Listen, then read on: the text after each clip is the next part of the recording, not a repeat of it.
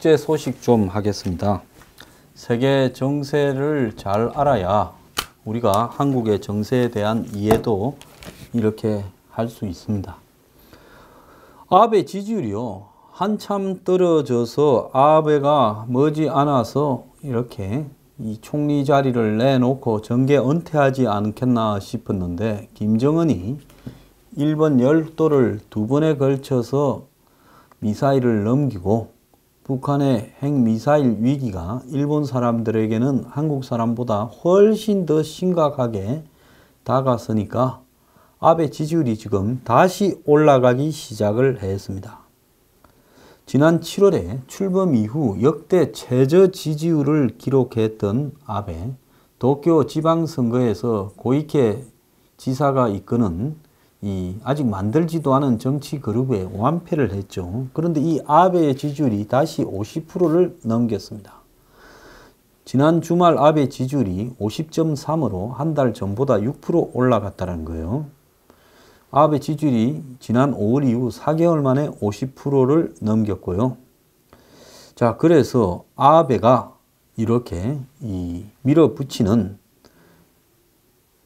자위대 존재를 명문화하는 개헌에 대해서도 찬성이 59%로 더 많아졌습니다. 그래서 아베가 북핵으로 지지율이 상승하다 보니까 이 기회를 놓치지 않고 조기 국회 해산, 중의원을 해산하고 총선을 다시 치르는 것으로 지금 이야기가 나오고 있습니다. 일본 언론은 10월 22일 총선이 이루어질 거라고 보도하고 있는데요. 자, 중의원의 임기가 2018년 12월까지지만은 흔들리는 지지율을 고려해서 선거를 치러서 이기면 다시 재신임을 받아서 전국 주도력을 확보하려는 승부수를 아베가 던지려고 하고 있다는 겁니다. 아베 내각의 지지율은 사학재단 특혜나 비리 스캔들 등으로 29%까지 떨어졌다가 지금 50%가 넘어가고 있는데요. 북핵 위기가 일본에는 아베의 집권 연장을 갖다가 도와주고 있는 상황인데, 자, 일부에서는 이 성급한 안보 위기에 편성한 결정 아니냐, 또 개헌에 필요한 3분의 2까지는 어렵지만은 승리는 가능할 거다, 이렇게 이야기가 나오고 있고, 야당은 꼼수다 라고 이야기를 하는데, 자, 어쨌든 아베는 승부사로서 위험할 수도 있는 조기 총선을 밀어붙이고 있다는 겁니다. 자, 북풍에 아베는 자기 지지율도 올라가고 이때다. 이때 다시 총선을 국회를 해산하고 치러가지고 국민들이 나한테 지지를 몰아주면 개헌을 하겠다. 정치인다운 승부를 걸고 있습니다. 제가 한번요, 중국의 전인대 부분, 즉 10월 18일 개막하는 19차 전국 당 대표자 대회가 이렇게 매우 중요하다라고 말을 하지 않았습니까? 거기에서 당대회에서 왕치산 중앙기율검사위원회 서기 겸 정치국 상무위원이 유임을 시킬 가능성이 있다. 왜? 시진핑의 측근이니까 시진핑이 왕치산을 유임시켜 놓고는 자기도 권력을 장기화하는 세 번째 임기에 도전하는 어떤 서막을 깔아놓으려고 하는 거 아니냐, 이런 이야기가 있었습니다. 자, 왕치산은 시진핑의 최측근 인사고 시진핑의 최대 업적이라고 자처하는이라고 표현해야 되겠죠. 반부패의 드라이버를 진두지해온 사람입니다. 그러니까 당의 한마디로 조사, 공안 기능을 총담당해온 인물이죠. 그런데 이 사람이 최근에 측근이 이번에 직위 변동이 있느냐, 즉 상무위원을 그대로 맞느냐, 7명인가가 하지 않습니까? 중앙상무위원.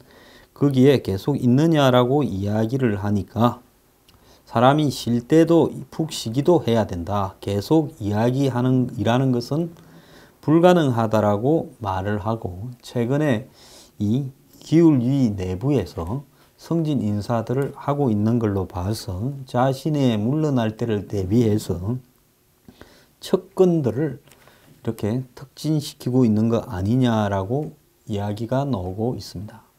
중국은 겉으로 보면 1인 독재 국가 같지만은 공산당 정치국 상무위원 7인이 거의 협의해서 과두체제로 운영하는 부분이었는데요.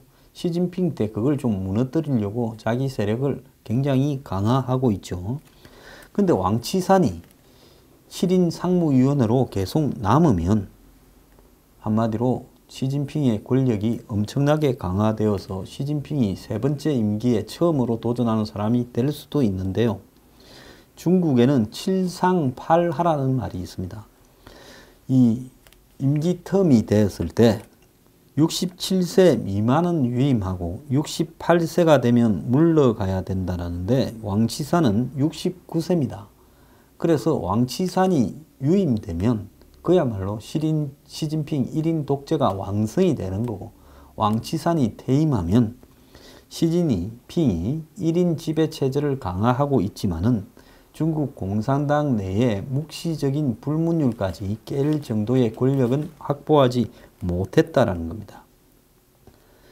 자, 그래서 왕岐산은 이런 어떤 대세를 거슬리지 못하고 시왕체제라고 불리우는 지난 5년간의 시진핑의 한마디 오른팔로서 부패 척결로서 정치적인 이 반대자들, 즉 그런 사람들을 전부 청소하는 이런 일을 하다가 이제는 소임을 다하고 물려가는 것으로 보이는데요.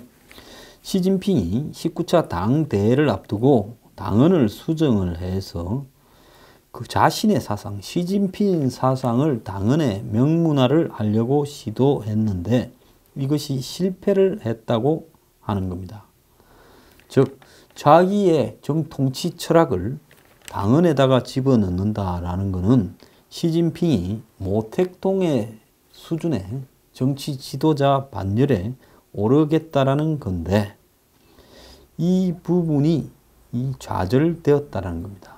즉 장점인 전 주석 등 상하이방이나 태자당 원로들의 반발에 부딪혀서 시진핑 사상을 당헌에 명문화하는 것은 실패했다는 겁니다. 시진핑은 치국이정, 즉 나라를 다스리고 정치를 갖다가 순리대로 한다라는 이 사상을 신이념, 신사상, 신전략으로 세분화해서 당헌에 집어넣으려 했죠. 21세기에 모택동이 되려고 했는데 중국의 지금 장점인 같은 원로들은 자신들의 청년 시대에 문화혁명을 경험했습니다. 1인 독재가 얼마나 위험한가를 경험을 해서 그 이후에 중국은 절대로 1인 독재가 되지 않도록 과두체제로 가도록 했는데 시진핑이 부패 척결을 핑계로 정적을 제거하고 협박하면서 1인 독재를 하겠다라는 부분에 대해서 중국 내부에 견제 장치가 작동했다 이렇게 봐야 될 거고요. 이것은 앞으로 중국의 정치가 일사불란하게 가지 못하고 매우 심각한 혼선을 빚을 양상으로 갈 가능성이 크다라는 것을 의미합니다. 특히 중국 경제가 지금 붕괴되고 있고요. 북한의 지금 이 핵 문제를 둘러싼 중국 내부에 이 트러블이 지금 전통파, 국제파라는 명목으로 격렬하게 전개되고 있습니다. 그래서 내부 분열의 소지가 이런 이 외부를 바라보는 시각에서도 지금 발생하고 있는데요. 북한의 핵 문제로 중국의 무역이나 경제 이익이 침해당하면 대북 정책의 변화가 중국 내부에서 시진핑의 위세가 꺼지면서 적극적으로 논의될 가능성도 크다는 겁니다. 그래서 우리가 계속 중국을 지정학적으로 안보적으로 흔들어야 된다는 것도 이래서 필요한 겁니다. 자, 중국 경제 붕괴될 날도 멀지 않았고요. 그러면 시진핑의 권력도 끝날 거라고 보고 있습니다. 얼마 전에요. 몇몇 언론이 세계의 극우 열풍이 끝났다. 특히 유럽에서 극우 열풍이 다 사그라들었다. 이렇게 보도를 했습니다. 그래서 제가 그랬습니다. 그것은 일시적인 현상이지 경제가 이런 식으로 가는 한은 절대로 그렇지 않다. 이렇게 말을 했는데요. 오늘요 보도에 따르면 독일의 극우 정당이 곧 있을 독일 총선에서 심상찮은 돌풍을 일으키고 있다는 겁니다. 독일의 반난민 극우 정당, 독일을 위한 대안이라는 정당이 있죠. AfD라고 하는데 이 당이요 2차 세계대전 이후 첫 극우 정당의 의회 진입을 넘어 제3당까지 치고 올라갈 기세라는 겁니다. 독일에서는 히틀러, 나치에 대한 악몽이 있어서 극우 정당들이 좀 있었습니다만 원내 진입이 불가능했습니다. 근데 최근 이 독일 일간지 빌트 여론조사에서 이 AfD가 11%를 차지해서 독일의 여러 정당들 중에서 기민당, 지금 메르켈의 기민당이 36%, 그리고 3인당이 22%, 이 당이 3등을 했다는 겁니다.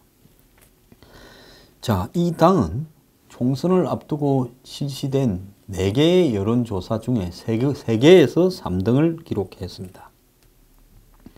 독일의 일간지 타게스 슈피겔은 24일 총선에서 AfD가 703석 중에서 최대 89석을 차지할 거라는 전망을 내놨는데요.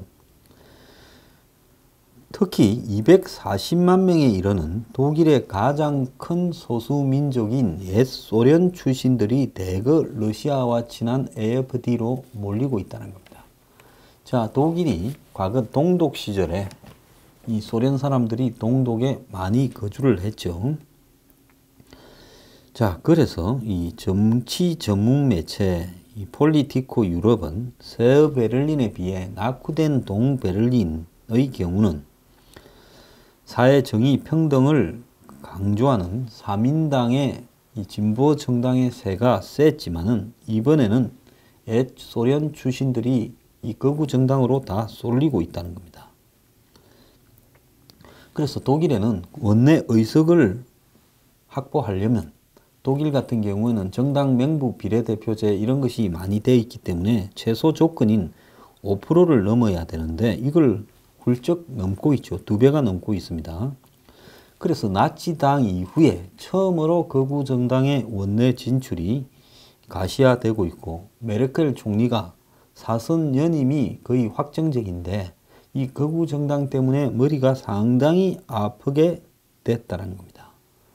만약에 메르켈이 기민당하고 2등한 3인당이 합쳐서 연립정권을 구성한다면, 대연정을 한다면 이 AfD가 사실상 제1야당이 되어버리면서 그러면서 이 머리가 아프게 되고 제3당이 되면 의회 관례에 따라서 국회 부의장하고 예산위원장 등 자리를 내라고 요구할 건데요.